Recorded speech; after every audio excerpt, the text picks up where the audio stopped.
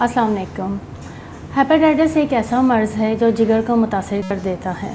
بدقسمتی سے پاکستان ان ممالک میں شامل ہے جہاں نہ صرف ہیپاٹائٹس بی اور سی کی شرح بلند ہے بلکہ اکثر مریض طویل عرصے تک اپنے مرض سے لا علم رہتے ہیں، اور جب تشخیص ہوتی ہے تو جگر کو خاصا نقصان پہنچ چکا ہوتا ہے۔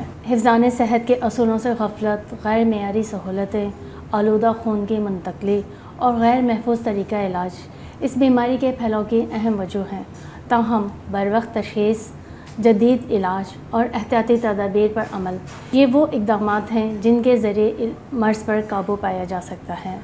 آج اسی اہم موضوع پر گفتگو کرنے کے لیے ہم نے ڈاکٹر حکیم سید ظہور الحسن زیدی صاحب کو ہمدرد فاؤنڈیشن پاکستان کے ہیڈ آفس میں مدعو کیا ہے تاکہ وہ نہ صرف بیماری سے متعلق ہمارے ناظرین کو معلومات سے آگاہی فراہم کر سکیں بلکہ اسے بچاؤ کے مؤثر طریقے بھی بتا سکیں۔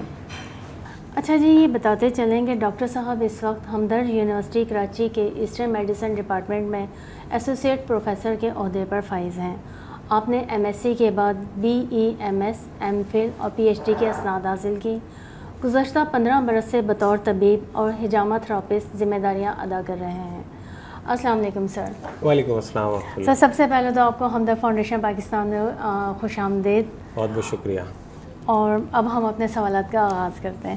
اچھا سر، چونکہ جولائی کے مہینے میں ہیپاٹائٹس کا عالمی یوم منایا جاتا ہے، تو عالمی ادارہ صحت کی عالمی پالیسی ہیپاٹائٹس حکمت عملی کا مقصد 2016 اور 2030 کے درمیان ہیپاٹائٹس کے نئے انفیکشن کے 90% کیسز میں کمی لانا اور شرح اموات میں 65% کمی کا ٹارگٹ تھا۔ تو سر، اس حوالے سے پاکستان نے کن اقدامات کا آغاز کیا ہے اور اس کے لیے کون سی حکمت عملی مرتب کی ہے؟ بہت بہت شکریہ۔ بڑا طویل سوال ہے اور اس کا آنسر کافی لیولز پر منحصر ہے۔ پہلے تو میں ناظرین کو، سامعین کو بتاتا چلوں، ہیپاٹائٹس جو ہے وہ سوزش جگر کا نام ہے، اور ہیپاٹائٹس کی بہت ساری وجوہات ہو سکتی ہیں، جس میں وائرل جو ہے بہت زیادہ جو ہے وہ لائف تھریٹننگ ہو سکتا ہے۔ اسی تناظر میں WHO نے جو یہ ٹارگٹ سیٹ کی ہیں 2030 تک کے، اور اس میں جو پاکستان نے اسٹیپس لیے ہیں، آپ کے اس سوال کے جواب کے حوالے سے یہ ہے کہ پاکستان نے اپنا ایک ہیپاٹائٹس اسٹریٹجک فریم ورک تیار کیا ہے۔ اسی تناظر میں وزیر اعظم پروگرام برائے خاتمہ ہیپاٹائٹس سی کا انہوں نے انیشیٹو لیا ہے۔ اس کے ساتھ ساتھ اسی تسلسل کو قائم رکھتے ہوئے گورنمنٹ آف پاکستان نے جو ہے وہ وفاق اور صوبوں کے درمیان جو ہے وہ رابطے کا ایک پلیٹ فارم کریٹ کیا ہے تاکہ اس ڈیزیز برڈن کو جو ہے وہ منیمائز کیا جا سکے، اور اس کے بعد جو ہے وہ وفاق اور صوبوں کے درمیان اس اعتماد کو اور اس تعاون کو بڑھانے کے لیے جو ہے وہ بہت سارے اقدامات کیے گئے ہیں۔ ان اقدامات میں وزیر اعظم کی جو ہے وہ ٹریٹمنٹ کے حوالے سے پلاننگ ہے، جس میں کہ فری ڈرگ ڈلیوری اور ڈائریکٹ اینٹی وائرل تھراپی جو ہے وہ مریضوں کو ہیپاٹائٹس سی کے کیس میں جو ہے وہ دینے کا انہوں نے پلان کیا ہے، جس کی وجہ سے بہت سارے لوگ اس سے مستفید ہو رہے ہیں۔ ماس لیول پہ ہیپاٹائٹس کی اسکریننگ کا پروگرام بھی اس کے اندر شامل ہے۔ اس کے علاوہ اویئرنیس اس حوالے سے جو ہے وہ کریٹ کی گئی ہے سوشل میڈیا پہ اور کرنٹ الیکٹرانک میڈیا پہ، پرنٹ میڈیا پہ بہت سارے پروگرام جو کہ میری نظر میں بہت اہمیت کے حامل ہیں اس ڈیزیز کو کنٹرول کرنے کے حوالے سے۔ اس کے علاوہ ڈسٹرکٹ لیول پہ اور رورل ایریاز میں، جہاں بات گراس روٹ لیول پہ جہاں صحت کی سہولیات کم ہیں، وہاں تک گورنمنٹ آف پاکستان نے جو ہے وہ اس کو آگے بڑھانے کی جو ہے وہ صحیح کی ہے، جو کہ بہت بہتر ہے، اور ہم سمجھتے ہیں کہ 2030 تک بہت اچھے نہیں تو کہیں بہتر لیول پہ ہم کھڑے ہوں گے۔ حکومت پاکستان کی بہت اچھی اس میں کاوشیں شامل ہیں۔ سر، لیکن پاکستان جو ہے وہ اس وقت بھی ہیپاٹائٹس بی اور سی میں جو 10 نمایاں ممالک ہیں ان میں اس کا شمار کیا جا رہا ہے۔ اس پہ کہتے ہیں کہ کیا واقعی کمی آ رہی ہے؟ دیکھیں، یہ جو اسٹیپس لیے گئے ہیں، جو وزیر اعظم کا پروگرام میں نے بتایا، جو اسٹریٹجک فریم ورک ہے، اس سے کمی یقیناً آئی ہے۔ کیوں نہ کیسز بہت زیادہ ہیں۔ اگر میں WHO کی بات کروں تو WHO کہتا ہے کہ اس وقت 35 کروڑ لوگ جو ہیں وہ ہیپاٹائٹس بی اور سی سے سفر کر رہے ہیں، اور اگر میں پاکستان کی بات کروں تو یہاں 10 ملین یعنی 1 کروڑ ہیپاٹائٹس سی کے کیسز موجود ہیں اور 50 لاکھ ہیپاٹائٹس بی کے۔ تو واقعی میں ہم ڈیزیز برڈن بہت ہے۔ یہی وجہ ہے کہ اس میں ڈکلائن اتنی تیزی سے کم نہیں ہو رہا. دوسرا, ہمارے یہاں ہیلتھ سیکٹر بہت زیادہ اسٹرینتھن نہیں ہے. یہ سٹیپس لیے گئے ہیں, اس کی وجہ سے کمی آ رہی ہے, نو ڈاؤٹ آپ کے سوال کا جواب, مگر اس جس انٹینشن کے ساتھ, جس انٹینسٹی کے ساتھ کمی آنی چاہیے, وہ وسائل کی کمی کی وجہ سے وہ نہیں آ پا رہی.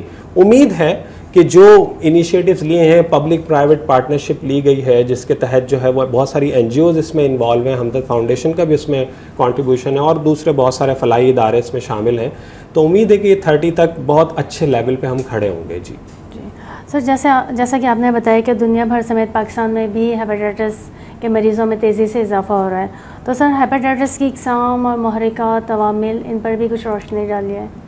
ہاں, ہیپیٹائٹس جب ہم بات کرتے ہیں تو کچھ ایسا سینیریو بنتا ہے کہ جس میں یہ سمجھا جا رہا ہوتا ہے کہ ہیپیٹائٹس صرف ایک وائرل بیماری ہے.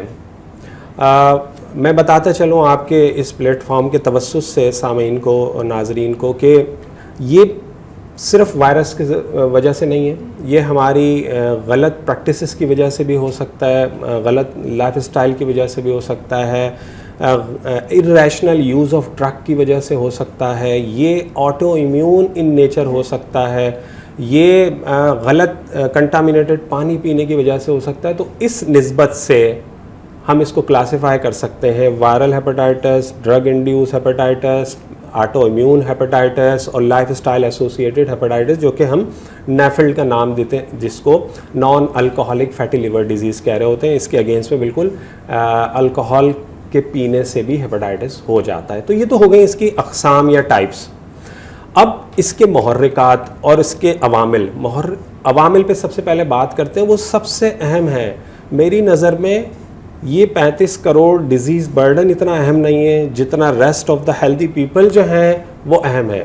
وہ ان محرکات کو سمجھیں, وہ ان کازز کو سمجھیں, تو کہیں وہ جو ٹارگٹ ہے کہ نئے کیسز جو ہیں وہ 90% کم ہونے چاہیے, وہ اس سے ایڈریس ہوں گے, نہ کہ ہم ٹریٹمنٹ پہ فوکس کریں. وہ ہے ہمیں سمجھنا ہے کہ کیوں یہ پھیل رہا ہے. اس میں شامل ہے ہماری ایسی غذائیں جس میں یہ وائرس شامل ہو سکتا ہے. مثال کے طور پر ہیپیٹائٹس اے اور ای واٹر بورن ڈیزیز کہلاتی ہے. ہم اگر کنٹامینیٹڈ واٹر استعمال کر رہے ہوں گے, ہم ایسے کھانے غیر معیاری استعمال کر رہے ہوں گے, تو اگر اس میں یہ موجود ہوا تو ہمیں ہیپیٹائٹس ہو جائے گا. تو یہ رسک فیکٹر ہے. جب آپ کچھ کھا رہے ہیں, انٹیک کر رہے ہیں, تو ہائیجینک پریکٹسز جو ہیں اس کو بہتر کریں. اس کو کہتے ہیں اورو فیکل روٹ سے ٹرانسمٹ ہوتا ہے یہ. تو جب آپ اورل فیکل روٹ یعنی آپ جو کھا رہے ہیں اور جو آپ فضلہ اخراج کر رہے ہیں, کہیں اس میں یہ موجود ہو سکتا ہے. تو اگر کوئی واش روم یوز کر کے آیا اور اس نے پراپرلی ہینڈ واش نہیں کیا ہے اور اسی ہاتھ سے خود کھا لیا ہے, یا وہ ہاتھ کسی سے ملایا ہے, اس کے ہاتھ میں اگر جراثیم تھے, دوسرے کو یہ ٹرانسمٹ ہو جائے گا. تو یہ تو ہے ہیپیٹائٹس اے اور ای وائرل. آئیے جی بی اور سی, جس کا بہت زیادہ چرچا ہے, جو ڈیڈلی بھی ہو سکتا ہے. یہ بلڈ بورن ڈیزیز ہے. یہ بلڈ بورن یعنی بلڈ پروڈکٹ, کسی کو بلڈ ٹرانسفیوز کروانا ہے تو کنٹامینیٹڈ بلڈ یعنی وہ حیات کے بجائے موت کی وجہ بن سکتا ہے. تو یہ ایک فیکٹر کہ ہم نے وہ جو بلڈ لیا ہے وہ کس حد تک پیوریفائڈ ہے, صاف ہے. آپ نے سرنج استعمال کی, سرنج میں کنٹامینیشن ہو سکتی ہے. آپ نے کان چھدوائے, ناک چھدوائی, وہ جو چھیدنے والا آلہ ہے, ٹیٹوز ہیں ایگزیکٹلی, تو وہ اس کی محرکات کے اندر شامل ہے. پھر اگر ہیپیٹائٹس سی کا متاثرہ شخص فیٹس کا استعمال زیادہ کرتا ہے, سالٹس کا استعمال زیادہ کر رہا ہوتا ہے, تو وہ کہیں اپنے جگر کو برڈنائز کر رہا ہوتا ہے.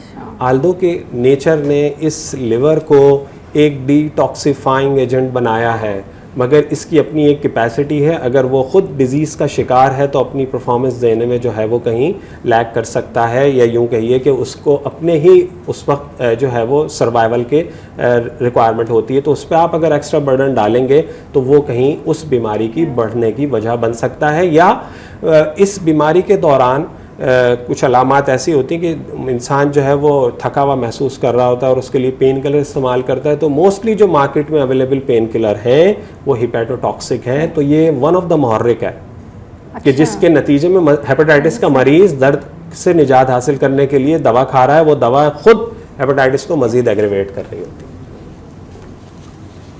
अच्छा सर, बी और सी के हवाले से, सी के भी यही महरिकात?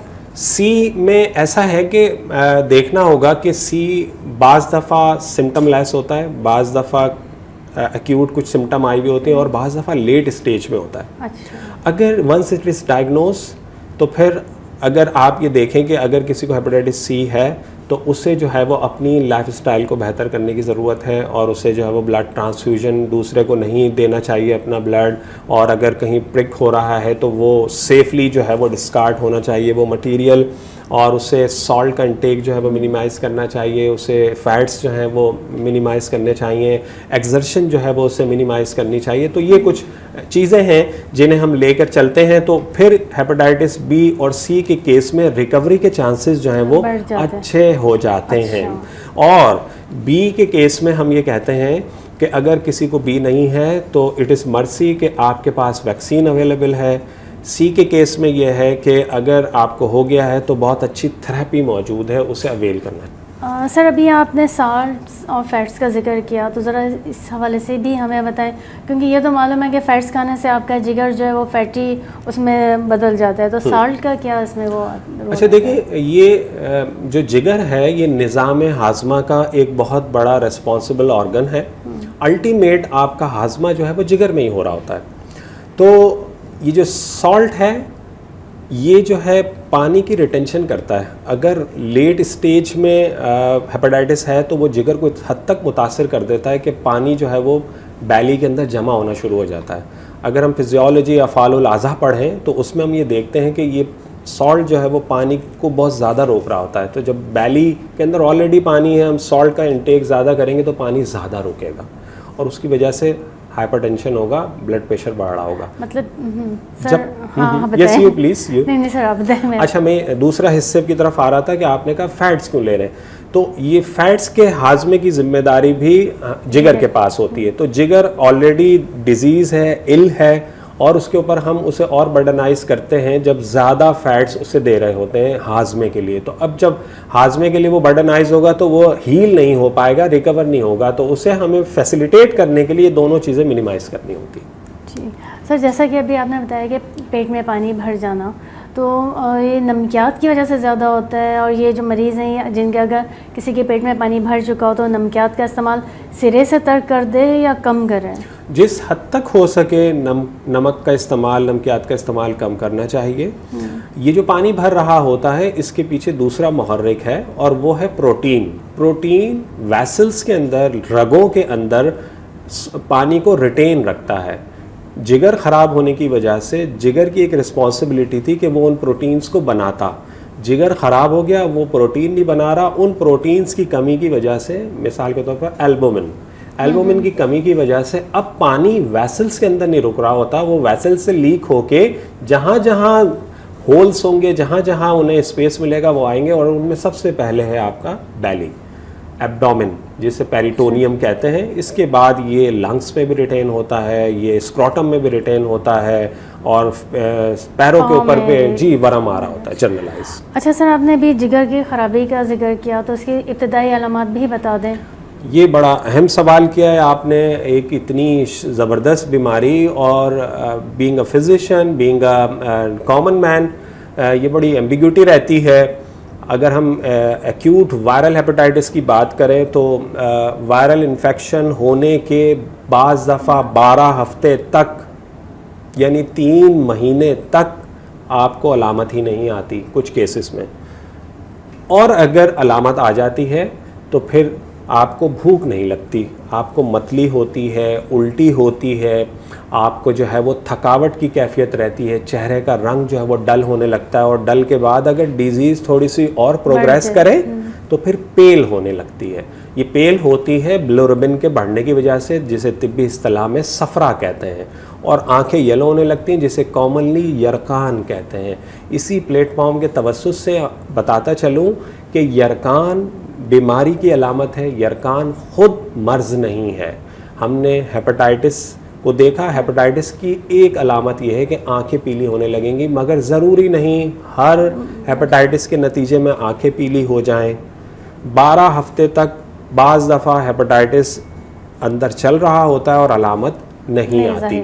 تو میجرلی علامت جو ہے وہ اس کی بظاہر جو ہے وہ فٹیگ ہے, بھوک نہ لگنا ہے, متلی ہے, الٹی ہے, فیور ہونے لگتا ہے. یہ تو ہیں انیشیل علامات ارسپیکٹو ہیپاٹائٹس اے ہے, بی ہے, سی ہے, ڈی ہے. اچھا جی, لیٹ اسٹیج ڈیزیز ہوتی ہے بعض دفعہ, جیسے کہ ہیپاٹائٹس سی اور بی کے کیس میں, اس میں بہت ورسلی ایفیکٹ ہو رہا ہوتا ہے لیور. تو پھر علامات کچھ ایڈوانس قسم کی آتی ہیں, جیسے کہ ابھی ہم بات کر رہے تھے ایک سوال کے اس سلسلے میں کہ پیٹ میں پانی بھر جاتا ہے, جگر سکڑنے لگتا ہے, ایب نارمل سائڈ سے بلیڈنگ ہونے لگتی ہے, کلاٹنگ فیکٹر اس میں ڈمنش ہونے لگتے ہیں کیونکہ لیور کی رسپانسبلٹی ہے. تو یہ ایڈوانس لیول کی ڈیزیز علامات. بعض دفعہ سیروسس آف لیور ہو جاتا ہے, نوڈیولز بن جاتے ہیں, کینسر تک چلی جاتی ہے بات, اور امونیا کے بہت زیادہ بڑھ جانے کی وجہ سے وہ دماغ پہ جا کے اثر کرتا ہے اور پیشنٹ جو ہے وہ فینٹ ہونے لگتا ہے اور بعض دفعہ کوما میں بھی چلے جاتے ہیں. تو starting from asymptomatic to the coma and that may lead to the death, یہ علامات کا بہت بڑا اسپیکٹرم ہے. ہم ڈیفینیٹلی نہیں کہہ سکتے ایز اے کلینیشین کہ یہ علامات ہوں گی تو ہیپاٹائٹس ہی ہے, اور بعض دفعہ ہیپاٹائٹس 12 ہفتے تک پریویل کر رہا ہوتا ہے باڈی میں اور کلینیکل سمٹم نہیں آ رہی ہوتی. سر ہم یوں کہہ سکتے ہیں کہ کوئی بھی شخص اپنے اندر روٹین سے ہٹ کر اگر کوئی علامات جو آپ نے بتائیں ان میں سے اگر محسوس کرے تو اسے فوری طور پہ ادھر ادھر اپنی سیلف میڈیکیشن کے بجائے کسی مولد سے رجوع کر لینا چاہیے. بہت اہم بات ہے سیلف میڈیکیشن کو. اس پلیٹ فارم پہ میں بہت ہی زیادہ کنڈیم کروں گا. ہمیں کوئی بھی صحت سے متعلق مشورہ لینا ہو, کوئی علاج سے متعلق بات کرنی ہو, تو ہمیں کنسرن شخص کے پاس جانا چاہیے, اپنے طبیب, اپنے معالج, اپنے ڈاکٹر سے رجوع کریں. کوئی بھی ٹوٹکا, کوئی بھی ریمیڈی ہمیں خود سے نہیں کرنی چاہیے, خود سے ازیوم نہیں کرنا چاہیے. اور اس پلیٹ فارم کے توسط سے میں بتاتا چلوں, آج کل جب سے یہ اے آئی کا دور آیا ہے, چیٹ جی پی ٹی لوگ استعمال کرتے ہیں, ہم بھی کلینک میں پریکٹس کرتے ہیں, لوگ وہ یوز کرتے ہوئے آ رہے ہوتے ہیں اور بتاتے ہیں کہ ہمیں یہ لگ رہا ہے. بھائی ٹھیک ہے, آپ کو لگ رہا ہے, مگر یہ فیصلہ دوسرے کے ہاتھ نہیں چھوڑیں جو کہ اس فیلڈ کا ایکسپرٹ ہے. اچھا سر, طبی یونانی میں نبض کے ذریعے تشخیص ایک قدیم طریقہ کار ہے. تو سر کیا ہیپاٹائٹس کی تشخیص بھی نبض کے ذریعے ممکن ہے یا پھر لیبارٹری ٹیسٹ وغیرہ تجویز کیے جاتے ہیں؟ پہلے تو سوال کا جواب یہ ہے کہ جی نبض کے ذریعے ہیپاٹائٹس کی تشخیص جو ہے وہ ممکن ہے, کیونکہ میں اب اس کو لنک کروں گا. ہیپاٹائٹس کو میں نے پروگرام کے شروع میں بتایا کہ ہیپاٹائٹس سوزش جگر کا نام ہے, ارسپیکٹو کہ وہ وائرل ہیپاٹائٹس ہے یا آٹو ایمیون ہے. جب سوزش جگر ہوگا جسم میں تو طبیب نبض سے علامات کو ڈیٹیکٹ کر لے گا. ٹھیک ہے, اب آتی ہے بات کیا لیبارٹری ٹیسٹ کی ضرورت ہے. میں اس بات کو اسٹرانگلی ریکمینڈ کروں گا, جی لیبارٹری ٹیسٹ کی بھی ضرورت ہے. یہ سائنس کی ایڈوانسمنٹ ہے, اس میں بہت زیادہ چیزیں کلیئر ہوتی چلی جا رہی ہیں. ہمیں ان چیزوں کو استعمال کرنا چاہیے تاکہ ان گائیڈ لائنس کو فالو کریں. اب جو سوزش جگر انیشیلی نبض سے ڈائگنوز ہوئی ہے, اب وہ لیب سے کلاسیفائی ہونی چاہیے کہ یہ ہیپاٹائٹس اے ہے یا بی ہے یا سی ہے یا ڈی ہے یا ای ہے, تاکہ پھر اسی مناسبت سے اس کا علاج کیا جائے. کیونکہ ہر کیس میں علاج ڈفرینٹ ہے, پرہیز ڈفرینٹ ہے, ڈیوریشن ڈفرینٹ ہے, آؤٹ کم ڈفرینٹ ہے. بعض ایسے ہیپاٹائٹس ہیں جو کہ سیلف لمیٹنگ ہیں, خود سے صحیح ہو جاتے ہیں. ہیپاٹائٹس اے اس میں کسی میڈیسن کی ضرورت نہیں ہے. ہیپاٹائٹس ای میڈیسن کی ضرورت نہیں ہے, مگر آپ کو سپورٹیو اس وقت لائف اسٹائل بتانا ہوتا ہے کہ یہ پرہیز کرنا ہے آپ نے, یہ سپلیمنٹس لے لیں اور یہ چیزوں سے بچ جائیں. تو وہ الٹیمیٹلی فزیشین کی ضرورت ہے. تو اسی لیے لیبارٹری ٹیسٹ کی اپنی اہمیت ہے, ہم اسے جھٹلا نہیں رہے, مگر کوئی اس سے بھی نہ جھٹلائے کہ نبض جو ہے وہ یوز لیس ہے. جب لیبارٹری ٹیسٹ نہیں ہوا کرتے تھے تو اطباء اسی پہ انحصار کرتے تھے. یہ ایک پیٹرن ہے پلس, اس کے علاوہ اور بہت سارے پیٹرن ہیں. اسی پلیٹ فارم کی نسبت سے میں عوام کو آگاہی دیتا چلوں, ون آف دی فیکٹر ہے یہ پلس. اس کے علاوہ قارورہ ہے جسے یورین کہا جاتا ہے, براز ہے جسے سٹول کہا جاتا ہے, اس کی کنسسٹنسی, فریکوینسی, اطباء ان کی بہاف پہ جو ہے وہ تشخیص کیا کرتے تھے. تو پلس کی حقیقت برحق ہے. جی اچھا سر, کیا طب یونانی میں ہیپاٹائٹس کا کامیاب علاج موجود ہے؟ طب یونانی میں ہیپاٹائٹس کا جی کامیاب علاج موجود ہے. اب ڈپینڈ کرتا ہے کہ پیشنٹ ہمارے پاس کس ہیپیٹائٹس کے ساتھ آیا ہے، ایک بات، دوسرا کس اسٹیج میں آیا ہے. اگر وہ بہت زیادہ لیٹ اسٹیج میں ہے، جیسا کہ میں نے ایک بات کی کہ سیروسس آف لیور کے ساتھ آیا، اس کی بہت زیادہ پیچیدگیاں ہیں، پیٹ میں پانی بھرا ہوا ہے، شاید کہیں بایوپسی کی رپورٹ یہ بتا رہی ہے کہ اس کو ہیپیٹوسیلولر کارسینوما بھی ہو گیا ہے، تو وہاں ہم اس حتمی جواب سے کچھ پیچھے ہٹتے ہیں. کیوں؟ کہ وہاں کچھ ایسی قدغن ہوتے ہیں کہ جہاں پیشنٹ جو ہے وہ اب کچھ انٹیک کرنے کے قابل نہیں ہوتا، اور ہمارے طب یونانی میں زیادہ تر ادویات جو ہیں وہ اورل دی جا رہی ہوتی ہیں، تو وہاں پیشنٹ کو شاید آئی وی سپورٹ کی ضرورت ہوتی ہے. اور بعض کیسز میں ایسا بھی دیکھا گیا ہے کہ ادویات اب یوز لیس ہوتی ہیں، ٹرانسپلانٹ ہی اس کا حل ہوتا ہے. تو اتنا ڈیزیز کو جو ہے وہ پروان نہ چڑھائیں، جو تھوڑی سی بھی علامات آ جائیں تو ہمیں جو ہے وہ ڈاکٹر سے کنسرن کرنا چاہیے، اور طبیب سے بھی کنسرن کریں. انیشیل بیسس پہ ہیپیٹائٹس کو روکا جا سکتا ہے، علاج کیا جا سکتا ہے. اگر یہ بہت زیادہ لیٹ ہوگا، بہت زیادہ کمپلیکیٹڈ ہوگا، تو کہیں اس کا علاج ناممکن کے قریب ہو رہا ہوتا ہے. جیسے میں نے بتایا کہ ٹرانسپلانٹ میں نہیں سمجھتا کہ یہ کوئی بہت زیادہ بہترین حل ہے. یہ بالکل اب جب سارے دروازے بند ہو جائیں تو پھر اسے ہم پریکٹس کر رہے ہوتے ہیں. اچھا سر، ابھی آپ نے جگر کے سائز بڑھنے کا ذکر کیا، تو سر اگر جگر کا جو حجم ہے وہ بڑھ جائے یا سکڑ جائے تو طبی یونانی میں اس کا علاج ہو سکتا ہے؟ بالکل. یہ جو ہم ہیپیٹائٹس کی بات کر رہے ہیں، اس کی ڈائنامکس میں یہ شامل ہے کہ انیشیل بیسس پہ جگر کا سائز جو ہے وہ بڑھتا ہے، اور جب ہم کوئی تھراپی دیتے ہیں اور کوئی علاج اس کو تدابیر بتاتے ہیں تو اس میں یہ لیور جو ہے وہ اپنے سائز پر واپس آ جاتا ہے. تو یہ ہیپیٹائٹس کا انیشیل فنومینا ہے کہ اس میں جو ہے وہ لیور جو ہے وہ بڑھتا ہے. انفلیم جب بھی چیز ہوگی تو اس میں ریٹینشن ہوگی، اور ریٹینشن کی وجہ سے چیزیں جو ہیں وہ بڑھیں گی، سائز بڑھتا ہے. تو حتمی ہے کہ جناب ہاں اس کا علاج موجود ہے. یہ جو سکڑنے کی بات کی، اسے سیروسس آف لیور کہتے ہیں. اس کی بہت ساری وجوہات ہوتی ہیں جو کہ بی اور سی اس میں سر فہرست ہیں. یہ وہ اسٹیج ہے کہ جس میں irreversibility بہت زیادہ پریویل کرتی ہے. یہ یونانی میڈیسن ہی نہیں، ماڈرن میڈیسن بھی یہاں آ کے جو ہے وہ بتاتا ہے کہ جناب یہ irreversible stage of the disease ہے. اس کے لیے ایک ٹیسٹ جو ہے وہ کروایا جاتا ہے جسے فائبروسکین کہتے ہیں، جو کہ اس کو کیٹیگرائز کرتا ہے 1 سے 10 کے اسکیل پر. تو کہیں اگر یہ 2, 3, 4, 5 کے اسکیل پہ کہیں موجود ہوتا ہے تو علاج میں بڑی اچھی جو ہے وہ ہم دیکھتے ہیں کہ پروگریس ہو رہی ہوتی ہے. اگر یہ بہت لیٹ اسٹیج میں ہے، کہیں 9, 10 کے پاس ہے جہاں ہیپیٹوسیلولر کارسینوما بھی ہو سکتا ہے، تو وہاں علاج کی جو پازیٹیو نتائج ہیں وہ بڑے منیمائز ہو رہے ہوتے ہیں. اچھا سر، جیسے آپ نے بھی ذکر کیا کہ امونیا گیسز جو ہیں وہ دماغ میں جاتی ہیں تو مریض کی کنڈیشن بہت عجیب سی ہو جاتی ہے، وہ کومے میں بھی جا سکتا ہے. جی. تو کیا اس حوالے سے آپ مزید بتائیں گے کہ ذہنی صحت پہ جگر کا عرضہ کس طرح سے اثر انداز ہوتا ہے؟ بہت اس کے جو ہے نا وہ گہرے اثرات ہوتے ہیں. یہ امونیا اس میں سب سے سر فہرست ہے. یہ تو جب لیٹ اسٹیج میں آتا ہے لیول کہ جب یہ آ جاتا ہے تو اس کے نتیجے میں پیشنٹ جو ہے وہ غنودگی کا شکار ہوتا ہے، کوما کا شکار ہوتا ہے. اس سے پہلے کہ بہت سارے جو ہے نا عوامل ہیں جو اس کو انفلوئنس کر رہے ہوتے ہیں. مثال کے طور پر ابھی ہیپیٹائٹس سی کا کیس ہے، وہ ڈاکٹر سے کنسرن کرتا ہے، ڈاکٹر کہتا ہے ہاں اس کا علاج ممکن ہے مگر آپ کو جو ہے وہ منیمم 3 مہینے تک دوا کھانی ہے. یہ سننا اور اس کو عمل میں لانا ہی ایک ڈپریشن کی ابتدا ہے. تو اس کا ذہن پہ ایک بیڈ امپیکٹ آتا ہے کہ، اور یہ سوشل اسٹگما بنتا چلا جا رہا ہے کہ جب آپ ہیپیٹائٹس بی اور سی کی بات کرتے ہیں اور اپنے سوسائٹی میں، اپنے فرینڈ فیملی سرکل میں چاہتے ہیں کہ یہ بات کسی کو نہ پتہ چلے. اگر پتہ چل گئی تو وہ کیوں نہ، یہ کمیونیکیبل ڈیزیز ہے تو وہ ایک سے دوسرے کو لگنے کی وجہ سے ایک سے دور ہو رہے ہوتے ہیں. تو یہ سوچ انسان کو بیڈلی افیکٹ کرتی ہے، اس کی سوشل لائف میں، اس کی ورک پلیس پہ، اس کی جو ہے وہ فیملی لائف اس سے متاثر ہو رہی ہوتی ہے. کیوں نہ ہم یہ دیکھتے ہیں کہ یہ مدر سے آف اسپرنگ کو ہیپیٹائٹس بی جو ہے وہ ٹرانسفر ہو رہا ہوتا ہے.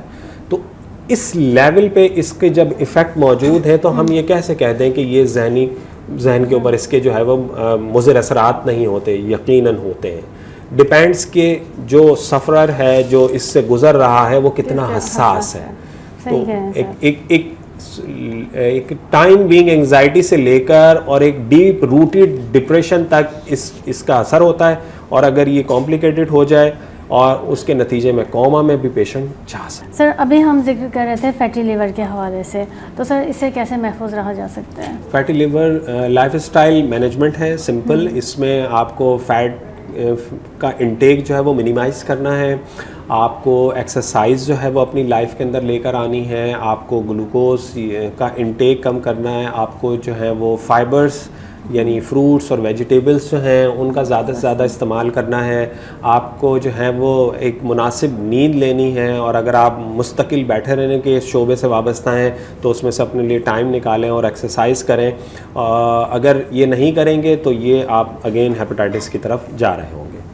اچھا، فیٹی لیور جو ہے وہ اس کے آخری اسٹیج کیا وہ آ جاتی ہے؟ آخری اسٹیج اسے نیفلڈ کہتے ہیں، اور WHO کہہ رہا ہے کہ 2030 کے بعد نیفلڈ جو ہے وہ اپنے عروج پہ ہوگا جو ہمارے لائف اسٹائل پیٹرن ہے، اور وہ ون آف دی کاز ہوگا ہیپیٹک ایسوسیٹڈ ڈیتھ کا. سر آپ نے نیفلڈ بتایا. NAFLD non alcoholic fatty liver disease, NAFLD. اچھا سر، کیا ہیپیٹائٹس کا یونانی اور ایلوپیتھی علاج ایک ساتھ جاری رکھ سکتے ہیں؟ میں کہتا ہوں کہ جب آپ علاج کر رہے ہیں تو کوئی ایک کریں، اور اگر آپ کو مکس کرنا ہے تو اپنے متعلقہ فزیشین کو سے معلوم کر لیں. پرسن ٹو پرسن اس کی رائے ڈفرینٹ ہو سکتی ہے. میں بینگ اے یونانی میڈیکل فزیشین اس بات سے اپنے مریضوں کو کہتا ہوں کہ آپ میری دوا کا آپ جو ایلوپیتھک دوا لے رہے ہیں اس سے کوئی انٹریکشن نہیں ہے. میں یہ اچھی طرح جانتا ہوں کیونکہ میں نے یہ دونوں پڑھی ہوئی، فارماکالوجی بھی اور یونانی بھی. ڈاکٹر کو شاید میری ہربل میڈیسن کا نہیں پتہ تو وہ جو بھی کہے، مگر میں جانتا ہوں کہ یہ میری میڈیسن جو ہے وہ ان کا انٹریکشن نہیں ہے، وہ مالیکیول ہے، میری جو ہیں وہ کروڈ ڈرگس ہیں. تو یونانی میڈیسن اور ایلوپیتھک میڈیسن دونوں ساتھ لی جا سکتی ہیں. اور یہ بھی بتاتا چلوں بہت سارے ہیپاٹالوجسٹ، گیسٹرنٹولوجسٹ جو ہیں وہ ہربل میڈیسن ساتھ ساتھ لکھ رہے ہوتے ہیں، سبغول لکھ رہے ہوتے ہیں، سلیمرین لکھ رہے ہوتے ہیں، جسے جو ہے وہ اونٹ کٹارا کہا جاتا ہے. وہ لوگ جو ہیں وہ سلور کے نام سے ٹیبلٹ لکھ رہے ہیں، ایبرڈ اس سے بنا رہا ہے. یہ تو دی جا رہی ہیں. جی اچھا سر، یہ کہا مختصراً بتائیے گا کہ یونانی جو علاج ہے اس کے جو اثرات ہیں بڑے سست روی سے سامنے آتے ہیں، تو کیا یہ درست ہے؟ عوام کا پرسیپشن یہی ہے، اور every action has reaction. آپ اگر تیز اثر لیتے ہیں ایلوپیتھک میڈیسن کا، اس کے سائیڈ افیکٹ بھی ہوتے ہیں. اگر آپ یہ سوچ کے اس علاج کو نہیں اپناتے کہ یہ سست روی سے اس کا رزلٹ آئے گا، تو آپ کو یہ سوچ لینا چاہیے کہ پھر اس کے بیڈ امپیکٹ بھی نہیں آئیں گے. تو سوال کو ہم اس طرح موڈیفائی کر لیں کہ ہم سست نہیں ہیں، ہم سیف ہیں. ٹھیک. اچھا سر، ہمدرد ماہنامہ ہمدرد صحت کے پلیٹ فارم سے آپ کیا پیغام دینا چاہیں گے؟ ہم بینگ اے فزیشین ہم یہ کہیں گے عوام کو کہ وہ کسی بھی علامت کو لے کے سیلف میڈیکیشن نہ کریں. یہ جتنی بھی علامات بتائی گئیں یہ کسی اور وجہ سے بھی ہو سکتی ہیں. ایون جوانڈس بھی ہیپیٹائٹس کو جو ہے خالصتاً ریفلیکٹ نہیں کر رہا ہوتا، بعض دفعہ یہ فزیولوجیکل بھی ہوتا ہے. تو ہمیں ہر معاملے میں صحت کے اپنے فزیشین کو آن بورڈ رکھنا چاہیے. کیوں نہ یہ بیماری بہت زیادہ پریویل کر رہی ہے تو ہمیں جو ہے وہ سالانہ نہیں تو 2 سال میں 3 سال میں اس کی اسکریننگ کرتے رہنا چاہیے. جن لوگوں نے ہیپیٹائٹس بی کی ویکسینیشن نہیں کروائی ہے وہ اس کو ویکسین کروا لیں اس کی، اور اپنا جو ہیلتھ اسکریننگ جو ہے وہ کرواتے رہیں، اور نیفلڈ سے بچیں کیونکہ اپ کمنگ اگر وائرل ہیپیٹائٹس جو ہے وہ ڈیڈلی نہیں ہے تو نیفلڈ جو ہے وہ ڈیڈلی ہو سکتا ہے. نیچرل لائف سے کلوز ہو جائیں، آپ بہت ساری بیماریوں سے بچ جائیں گے. شکریہ. سر آپ کا بہت زیادہ شکریہ، آپ نے ہمارے ناظرین کو بہت مفید معلومات دی، اور بہت شکریہ سر آپ کا. ویلکم.